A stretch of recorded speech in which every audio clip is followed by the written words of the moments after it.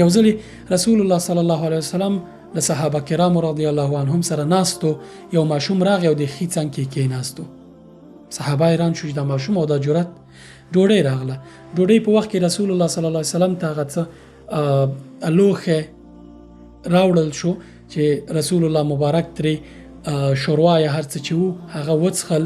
بیا به عادت دا و چې ټولو صحابه باندې به یې ګرځول، نو د ښي طرف نه به یې شروع کوله. دغلته ماشوم ناست دی. ماشوم ته یې وکتل، ویل چې اتأذن لي ان اشرب الاشیاخ، ایا ماته اجازه راکوي چې د څنګ کې مشران صحابه چې ناست دي دوی ته دغه څښاک ورکم؟ هغه ویل چې لا نه. ټول حیران شو، برک شو چې دا څنګه چل شو. دومره وړوکی ماشوم د رسول الله صلی الله علیه وسلم غوښتنه رد کړه. دغه ابوبکر صدیق، عمر رضی الله عنه او داسې مشران صحابه ناست دي او دغه ته ماشوم ناست دی. ماشوم ویل چې نه، زه غواړم چې دا وسکم.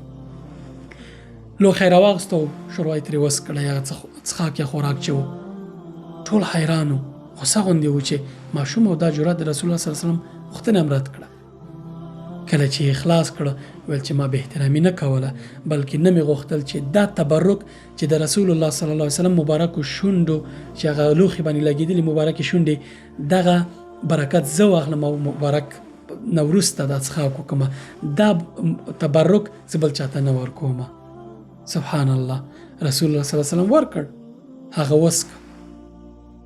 صحابه حیران شو چې ماشوم، خو ماشوم له پیغمبر صلی الله علیه وسلم سره مینه درلوده او رسول الله صلی الله علیه وسلم چې کله ماشوم اجازه ورنکړه ورک ویل وسکه. دغسې چلند له ماشومانو سره و. زموږ او ستاسې ماشومان مینې ته ضرورت لري. دغه نبوي اخلاق زده کړه، په ننني ژوند کې عملي کړه، تر ټولو ښه اخلاق به